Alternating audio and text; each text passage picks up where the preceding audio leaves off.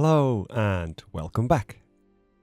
In this episode we're going to take these paper printouts and a bit of foam core and we're going to have a go at making a few basic ruins, like this small example that you can see here. So, just a couple of those L-shaped corner ruins that should be pretty easy to make. And as always, you can find a link to the PDF file that contains all of these printouts down in the description. So, let's make a start.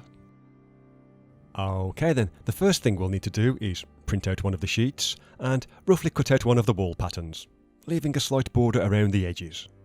Then we'll take some foam core or cardboard or whatever's your preferred material and we're just going to glue the printout onto that and give it plenty of time to dry. So just to speed things up a bit, here's one that's already dry. Then we can cut that out using a sharp knife and a metal ruler and try to make sure that the knife is nice and sharp. Otherwise, it can sometimes tear or snag on the foam core, rather than giving you a nice clean cut. Anyway, there's that done. Okay, next we'll cut out the other side of the wall from the same page, and it does need to be one from the same page as this will be a mirror image of the first piece, and all we're going to do then is glue that to the other side of the foam core, just using a regular glue stick.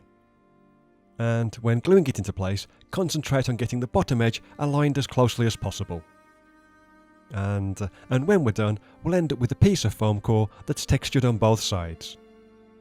So, again, here's another one that I've made off camera that's had plenty of time to dry. Now, the way I've designed these textures is so that they can be broken up into 3-inch squares, and whenever there's a feature, like a doorway or a window for example, that'll be in the centre of one of those squares. So for this ruin, I think I'm going to have one 3-inch section and one 6-inch section, so I'll just quickly mark that out, making sure that I have a nice square edge, and then cut it to size. And for now, I'll just be concentrating on the larger of these two pieces. Right then, now we just need to decide on the kind of shape that we want to make. And in this example, I'm going to have mine so that the doorway is pretty much intact, but there's only a little bit of the window left. So, something like you can see here. Then, as I said before, making sure that we're using a really sharp blade, we'll start cutting out the window and the doorway, and all I'm really doing here is starting on the one side and cutting around halfway through, then flipping the piece over and doing the same on the other side, and just going back and forth until I'm all the way through. And doing it this way just means that if there was any slight misalignment when gluing the textures into place, then by cutting out each side separately, that just means we should get a nice clean edge around the frames, if that makes sense. And while this does look quite fiddly and time consuming, cutting out the window, it actually took me less than a minute, and the door took just over 2 minutes, so it's not as hard as it looks. And when we're done, here's what we're left with. Okay, I'll leave the video running at normal speed here because for this next part, we're going to kind of use the brick pattern as a guide for making the top of the ruins look a bit more ruinous. So for this first cut, I'm cutting horizontally to the edge of the brick and just making sure that I've gone far enough on each side. Then I'll make a vertical cut along the very edge of the brick so that it looks something like this. Hopefully you can see what I've done there. And I will leave the video running at normal speed while I do a few more, though it is worth pointing out that when making these cuts, because the textures might be ever so slightly misaligned, then it's a good idea to check to see if you've got the blade in the right position on both sides of the foam core before making the cut, even if that means you're cutting at a slight angle. Again, hopefully that makes sense.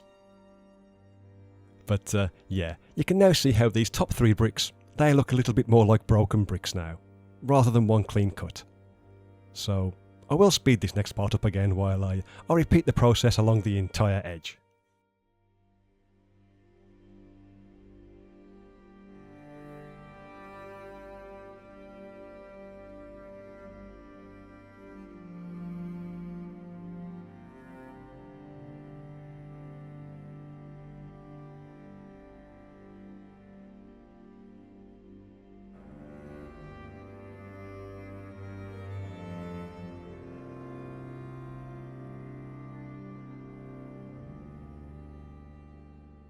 And with any luck, that should result in something like this.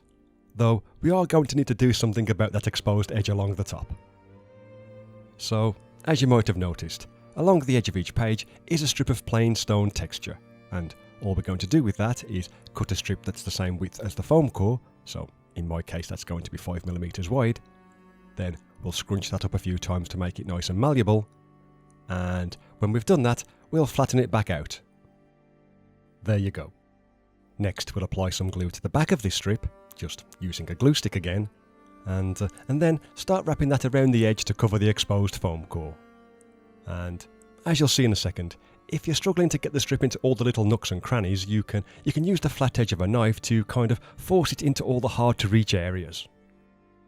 So yeah, there's not much more to say about that really, though this is probably the most fiddly part of the entire project, but even so, if you take your time and make sure you've got plenty of glue on the strip, possibly even adding some more glue as you go along if it starts to dry out, it's still a fairly straightforward process. But yeah, here I am just finishing off the last part, and as luck would have it, it turns out that I only need one strip to cover the entire piece, and when we're done, this is how it should end up looking, so something like that. However, before we go any further, we're also going to need to do the same thing to the underside of the arch, so that's what you can see me doing here. Though, for this part, I do find it's easier if I do it in 2 stages, so I'll do one half of the doorway first and start by gluing the one edge of the strip into the very corner of the arch, and then do the same thing on the other side. And as I say, I just find it a bit easier to do it that way. And if it's all gone according to plan, this is the kind of thing that we should be left with. So the underside of the arch is covered, as well as the top of the ruins as well. And we can then do a similar thing to the smaller piece that I cut away earlier in the video. Okay, for the final part of this ruin, we'll need to take some more of the foam core and cut a strip that's twice as wide as it is thick. So, since I'm using 5mm thick foam core, I've cut this 10mm wide, and we'll need 2 of those. And all we're going to do with these is glue them back to back, so that we end up with a 10mm square piece of foam, like you can see here.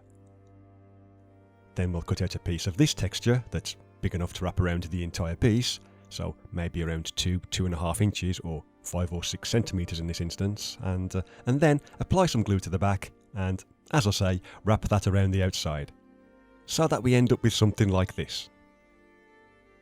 And once again, just to speed things up for the purpose of this video, here's one that's had a few minutes to dry.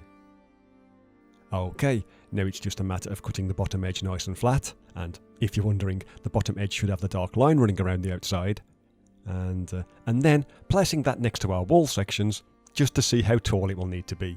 So it looks like I'll need most of it in this example.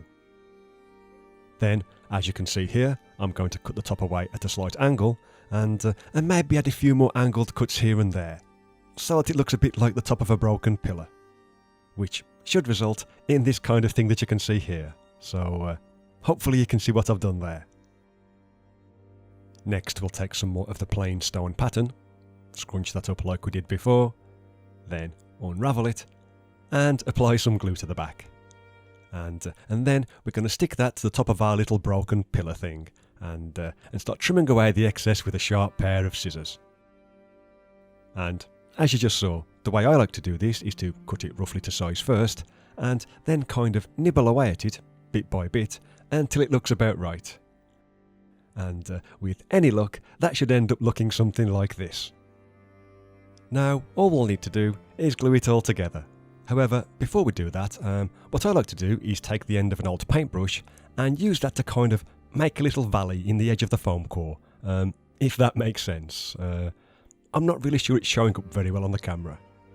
But the reason for this is so that when we put a line of hot glue into this little groove and stick it to the side of the piece that we just made, there's less chance of the glue kind of seeping out and making a mess.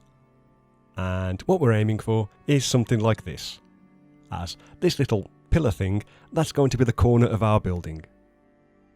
So the only thing left to do is the exact same thing with the other wall section, like you can see me doing here. And there you go. There's the finished piece. Now we have one of those classic L-shaped corner ruins that we're all familiar with. Then we can go ahead and make as many pieces as we like, and if you really wanted to, you could also give them a base as well, like I've done with these few offcuts.